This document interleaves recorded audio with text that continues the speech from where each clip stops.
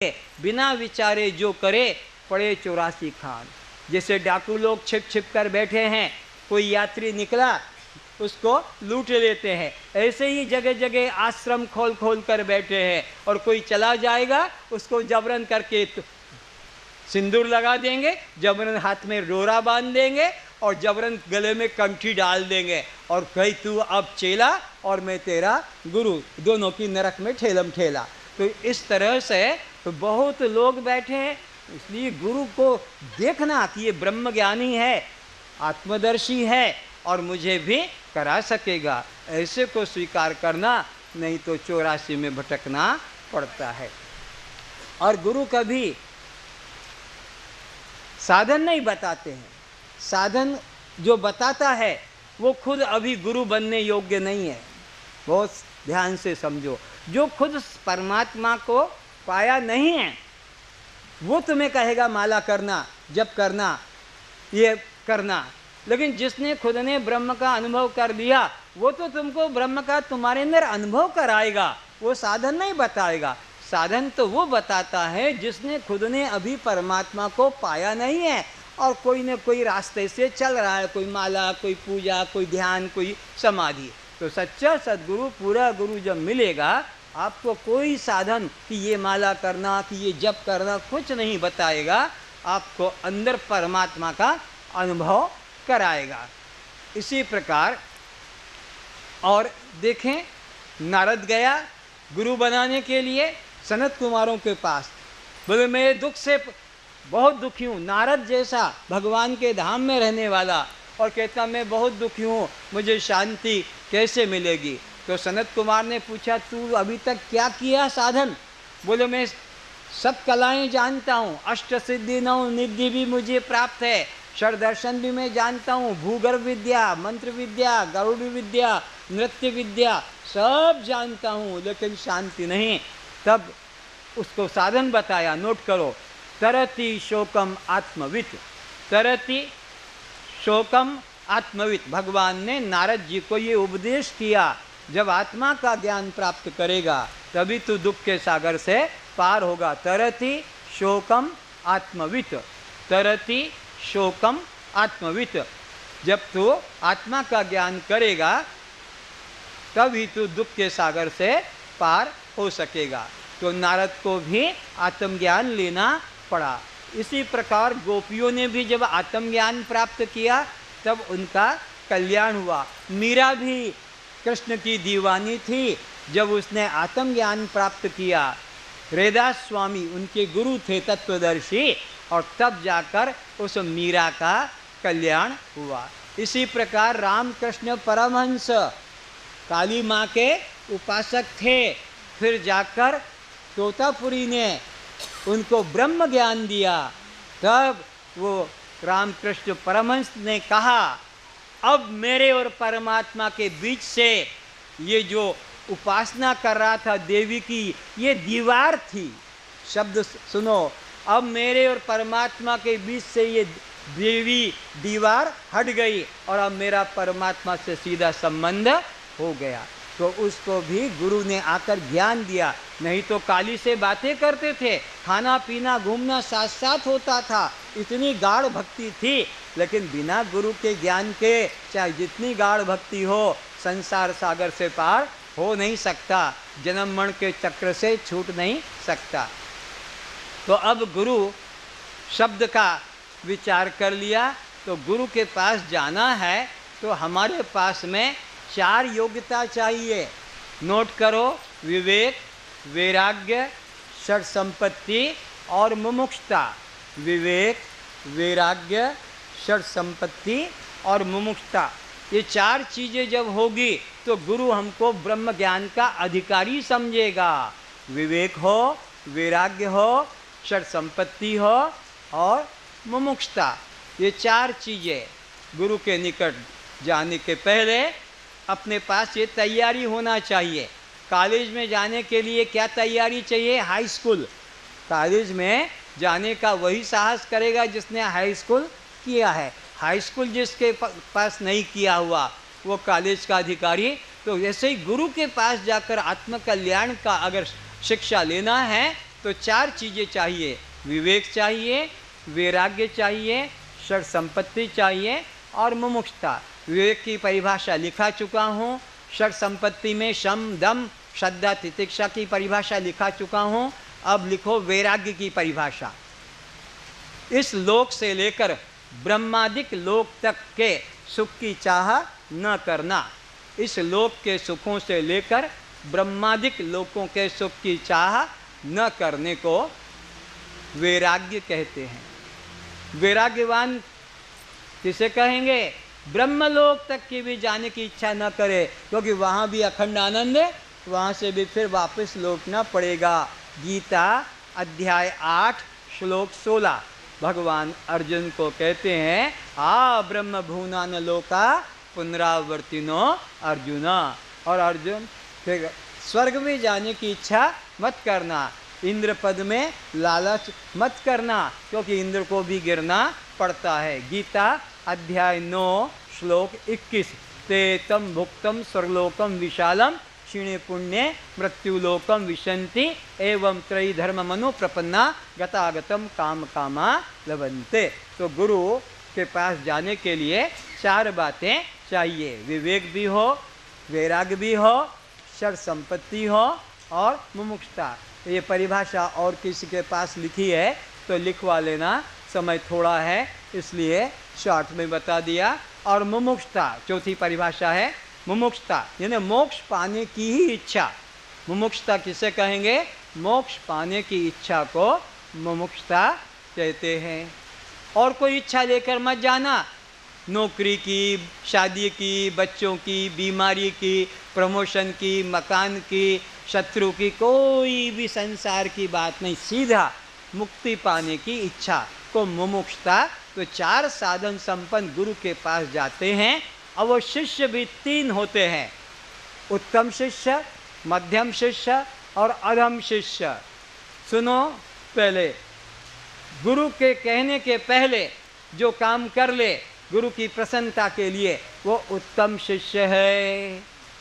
कहना ना पड़े कि ये हाथ की रस्सी खोल के आना, ये इधर के बंधन तोड़ के आना, ये तेरा अपना ये जो बनाया है बकरे का स्वान, ये सब साफ करके आना, जो थे बाल लंबे जटाए, तो ये गुरु कहेगा, उसके पहले कर ले तो ये उत्तम। और गुरु कहे और फिर करे उसको कहते हैं मध्यम शिष्य। कहने पर जो करे, कर ले प्रसन्नता से कि गुरु ने मुझे कहा है, सबके बीच में मुझे बताया है, सबके अंदर से मुझे ये क्यों कहा, मेरे पे जरूर कृपा दृष्टि है, प्रेम दृष्टि है, तो ऐसा करके प्रेम से उस आज्ञा का पालन करे, उसे कहेंगे मध्यम शिष्य। अब तीसरा अधम शिष्य। अधम शिष्य कौन है? जो गुरु के कहने पर भी मना कर दे, इटमु केबे करबे नहीं, तो सत्संग छाड़ी देवी तोते छाड़ी देवी, मुँह तो एमती रहीबे। ऐसा जिसने दुराग्रह कर लिया है उसका कल्याण कभी भी नहीं होगा। तो उत्तम शिष्य ना बनो तो कोई बात नहीं, अधम तो कभी बनना ही, क्या बनना चाहिए? मध्यम, यानी जो कहे उसे हम अपने कल्याण का विश्वास करके और करें। तो 3 तरह से समर्पण होता है। अब तन से समर्पण, धन से समर्पण और मन से समर्पण। गुरु की सेवा में गुरु की इच्छा को देखकर गुरु की सेवा में और धन का उपयोग करना, अपने मन से नहीं। समझ लो तुमने गुरु को एक टावेल दे दिया, अब 1000 शिष्य टावेल देंगे तो गुरु क्या बाजार में दुकान लगाएगा? Towel towel towel towel. गुरु को चड्डी चड्डी दे दी तुमने तो बेचारा गुरु क्या करेगा 1000 शिष्यों का? या कोई गुरु को सर्दी के दिन है और नहला रहा है एक एक घड़े पानी से, एक एक माठिया पानी से, और 1000 शिष्य है और उसी को सेवा माने, तो बेचारा गुरु की राम नाम सत्य हो जाएगी। तो ठंड के दिन और सब एक एक जो है माठिया पानी डालेंगे, तो ये तो विचार पूर्वक सेवा करना चाहिए कि उसमें उसकी ज़रूरत है या नहीं। तो तन से गुरु की सेवा करना जो गुरु के अनुकूल हो। नंबर 2, धन से गुरु की सेवा करना जो आश्रम के लिए गुरु के आदेश से हम उसे लगाएं। तन से सेवा करें और धन से सेवा करें। अब फिर से सुनो, किंतु कोई बीमार है, कोई बूढ़ा है, वो बेचारा तन से सेवा, तो वो भी तो कल्याण की इच्छा करता है, तो वो क्या करे, वो धन से सेवा कर दे, तन से नहीं बनती है। और कोई धन में गरीब है बेचारा, वो तो अपना परिवार पालन नहीं कर पाता, वो धन से सेवा कैसे करेगा, वो अपने गरीब है तो तन से सेवा कर दे। कुछ ऐसे भी लोग हैं जो तन से भी नहीं कर सकते और धन से भी वे गुरु को मन समर्पित कर दे तो भी कल्याण हो जाएगा। धन समर्पण नहीं कर पाए, कोई बात नहीं, मजबूरी है, गरीबी है, या तन से तुम नहीं सेवा कर पाए, कोई बात नहीं, शरीर अयोग्य है, बीमार है, बूढ़ा है, तो मन समर्पण करने से कल्याण हो जाएगा। जो मन समर्पण नहीं करेगा और अपनी मनमानी करेगा, गुरु की बात को नहीं मानेगा, फिर वो धन भी चाहे जितना दे दे तो भी कल्याण नहीं होगा, और तन से भी गुरु के झाड़ू पोछा आश्रम की करता रहे, गाय चराता रहे, तो भी कल्याण नहीं होगा। हाँ, पुण्य मिल जाएगा, लेकिन मोक्ष तो तभी मिलेगा, क्योंकि वेद का सिद्धांत है ज्ञानादेव तु केवल्यम, ज्ञान के बिना मुक्ति किसी भी साधन से हो नहीं सकती। तो तन समर्पण, धन समर्पण और मन समर्पण को पूर्ण समर्पण कहते हैं, पर जो जिस योग्य है अपना करे। तो तीन तरह के शिष्य, उत्तम, मध्यम, अधम। अपने को अधम से बचाए, उत्तम न बन सके तो मध्यम तो अवश्य ही बने। इसलिए गुरु को त्रिवेणी संगम कहते हैं। गुरु को भी त्रिवेणी संगम क्यों कहते हैं कि गुरु के पास तीन तरह के जीव के दोष कट जाते हैं। जीव के अंदर तीन दोष है, मल, विक्षेप, आवरण। मल, विक्षेप, आवरण, ये तीन दोष को दूर करने के लिए वेद में तीन साधन बताए हैं, कर्म, उपासना, ज्ञान। मल दोष के लिए कर्म, विक्षेप दोष के लिए उपासना और आवरण दोष के लिए ज्ञान। तो तीन दोषों की निवृत्ति वेद के 1,00,000 मंत्रों के द्वारा होती है। 80,000 मंत्र कर्मकांड के हैं, 16,000 मंत्र, ये हमें आगे बताऊंगा आने वाले दिन में, और 16,000 मंत्र उपासना कांड के हैं और 4,000 मंत्र ज्ञान कांड के हैं। गुरु के पास जाने से 1,00,000 मंत्रों की साधना पूरी होती है। कैसे? गुरु का सेवा करने से मल दोष कट जाता है, गुरु का ध्यान करने से विक्षेप दोष कट जाता है। सेवा करने से मल दोष कट गया, यानी 80,000 मंत्रों की साधना पूरी हो गई। गुरु का ध्यान करने से विक्षेप कट गया, यानी वेद के 16,000 मंत्रों की साधना पूरी हो गई। और गुरु का ज्ञान करने से 4,000 मंत्रों की साधना पूरी हो जाती है, जीव का आवरण दोष खत्म हो जाता है। अब किन किन गुरुओं से बचना है उस संबंध में थोड़ा आपका ध्यान आकर्षित करूँगा। अभी तो ये सद्गुरु के संबंध में चर्चा चल रही थी कि किस तरह से गुरु के पास जाना है, कैसे सेवा करना है और कैसे समर्पित होना है। अब श्रद्धा, एक पॉइंट और बच गया है, गुरु के प्रति श्रद्धा। गोपियाँ इंतजार कर रही थी कृष्ण के मिलन के लिए और कृष्ण को आने में देर हो गई। वृंदावन की घटना है। तो कृष्ण से पूछा तुम कहाँ गए थे? बोले मैं अपने गुरु के आश्रम में गया। गोपियों ने पहली बार सुना कि कृष्ण का भी गुरु है। तो कौन है गुरु? बोले दुर्वासा। कहाँ रहता है? यमुना पार। तो गोपियों ने कहा हम भी दर्शन करने जाएंगे, गुरु के गुरु, दादा गुरु। तो सब लोगों ने घर से फल, मिष्टान, फूल वगैरह कुछ भेंट, कपड़ा लेकर आए और यमुना के तट पर देखा कि यमुना नदी में बाढ़ हो रहा है, पूरा पानी से लबालब भरी जा रही है, भयंकर बाढ़ है। कृष्ण से कहा हमको पार कराओ। बोले मेरे पास तो कोई नौका नहीं है, कल चले जाना, बाढ़ क्या सदा तो रहेगी नहीं, हमें आज जाना है। गुरु जी को सब चीज़ें, मिष्ठान वगैरह ताज़ा, पुष्पमाला भी ताज़ा है, बासी देना गुरु को अच्छा नहीं, कुछ रास्ता निकाल। बोले मेरे पास कोई रास्ता नहीं। अरे कुछ तो रास्ता कर। अब सुनो, रास्ता बताया।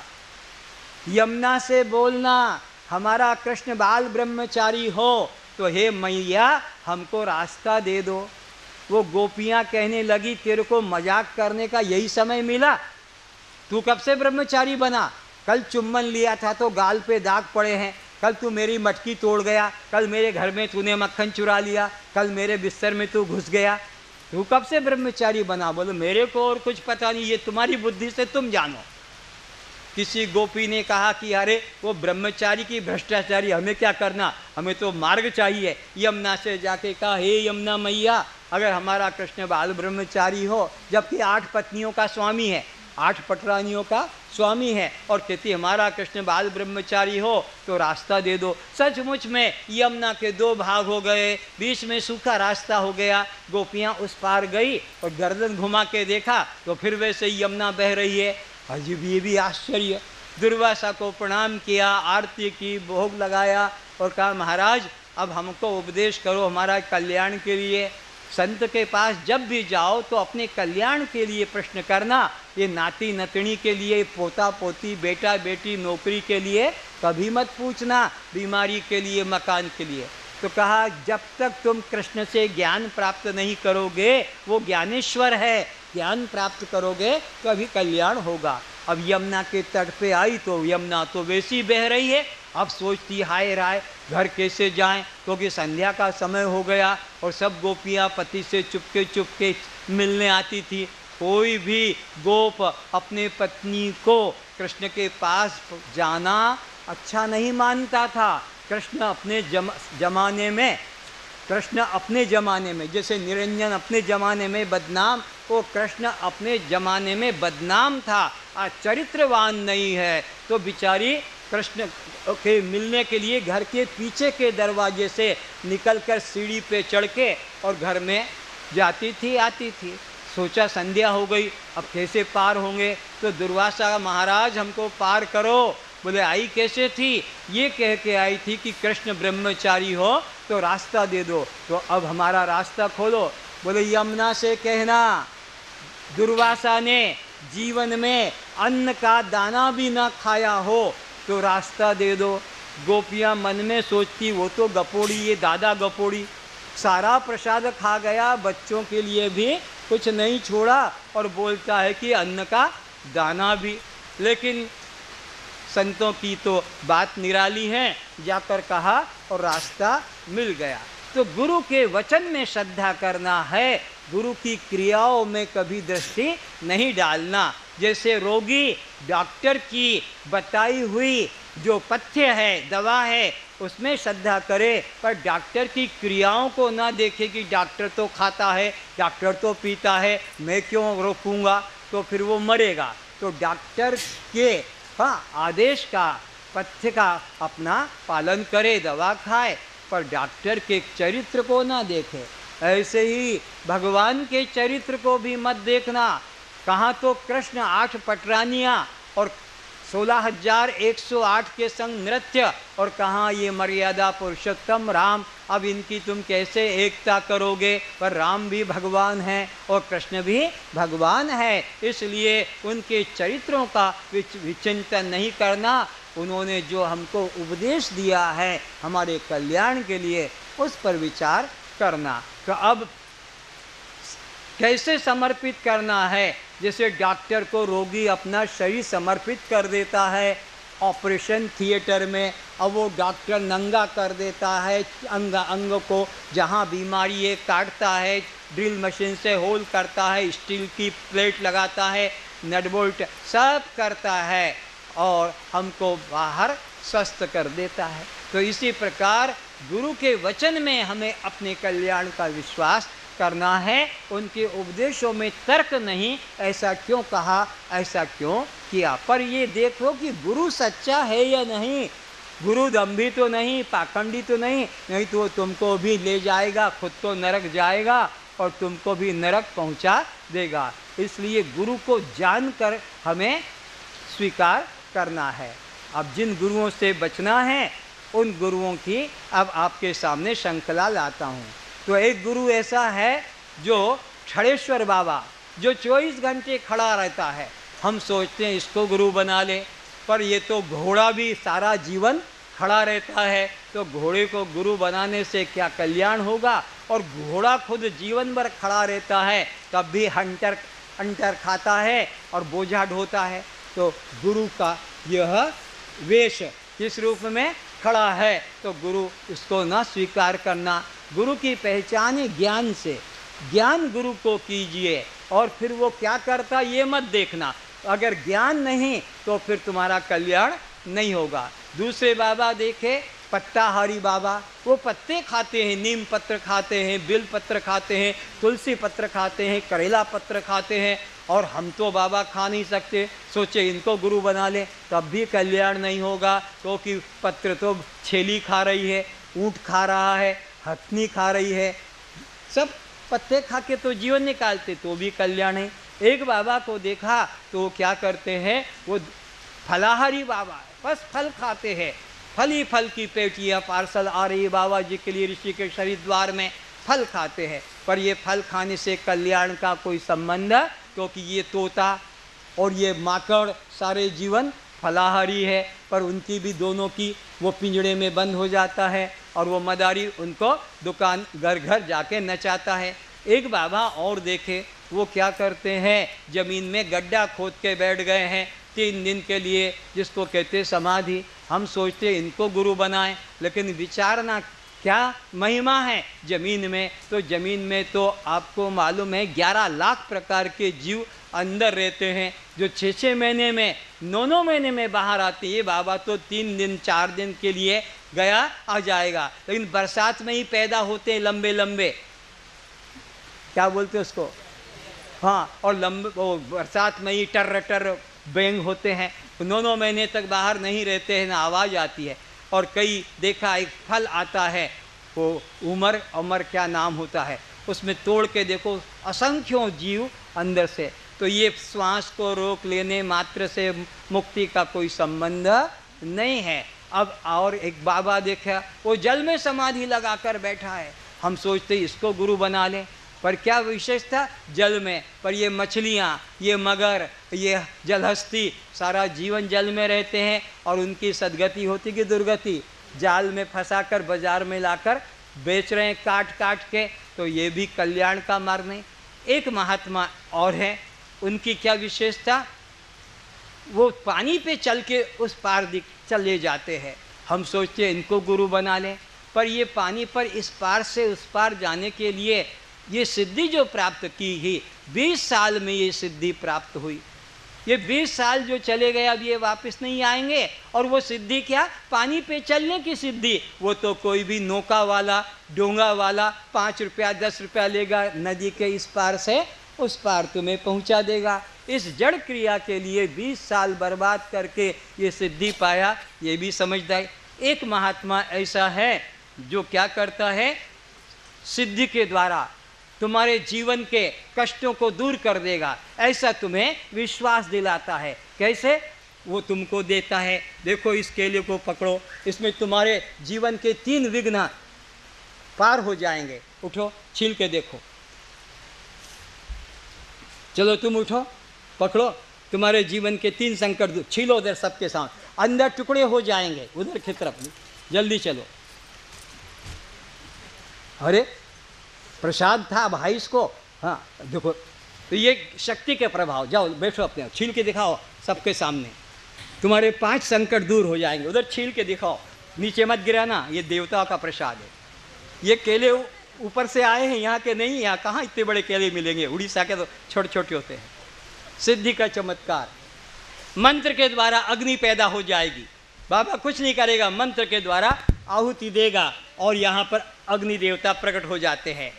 ओम भूर्भुवः स्वः तत्सवितुर्वरेण्यं भर्गो देवस्य धीमहि धियो यो न प्रचोदयात्। ओम भूर्भुवः स्वः तत्सवितुर्वरेण्यं भर्गो देवस्य धीमहि धियो यो न प्रचोदयात्। ओम भूर्भुवः स्वः तत्सवितुर्वरेण्यं भर्गो देवस्य धीमहि धियो यो न प्रचोदयात्। ओम भूर्भुवः स्वः तत्सवितुर्वरेण्यं भर्गो देवस्य धीमहि धियो यो न प्रचोदयात्। गुरु जी का जय जयकार हो जाता। ओ गुरु जी का, सिद्ध बाबा ये सिद्धियों के चमत्कार बता रहा हूँ कि ऐसे महात्माओं से बच के रहना, ये तुम्हारे जीवन की दुर्गति कर देंगे, तुम्हारा कल्याण नहीं हो पाएगा। अभी तक तुम लोगों ने ठाकुर को चम्मच से दूध पिलाया और वो दूध भी नाली में चला गया, अंदर नहीं गया। अभी ठाकुर आपके सामने बैठे हैं और वो दूध पिलाएंगे। सिद्धि के द्वारा बाबा अपने अंदर इतना पावर प्रकट कर लेता है कि वो 1000 वाट के बल्ब को भी प्रकाशित कर देता है। उसके अंदर इतना ताकत आती है। बल्ब फ्यूज हो गया है, हाँ, अपनी शक्ति के द्वारा वो बल्ब के अंदर प्रकाश डाल देता है। उसके अंदर इतना करंट तैयार रहता है। अब ठाकुर जी दूध पिएंगे। प्रभु भोग लगाइए, स्वीकार कीजिए। गणेश बाबा कहूँ छी मु ए मृत्यु लोकर दूध पीबी नहीं, तो केउठी आनीबी?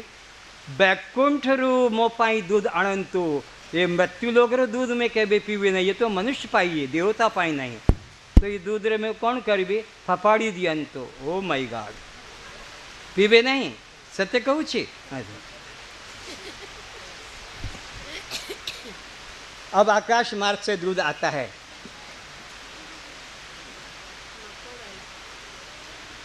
कौन सबू पीबी दे? मोपाई टिके छाड़ीबे, झाड़ा लगी जीबे, ज्यादा से पीबे। सिद्धि के द्वारा बाबा अद्भुत कार्य करता है। प्लेन कागज लेकर अभी 500 रुपये का नोट छाप कर देता है। प्लेन कागज है, लेकिन वो सिद्धि के द्वारा क्या करेगा? नोट निकाल देगा। और जो इस नोट को नकली सिद्ध करेगा, अभी यहीं 50,000 रुपये का पुरस्कार। कितना पुरस्कार? 50,000 का। अगर सिद्ध कर दे कि ये नोट नकली है तो 50,000 रुपया उसको कैश पेमेंट यहीं पर दिया जाएगा।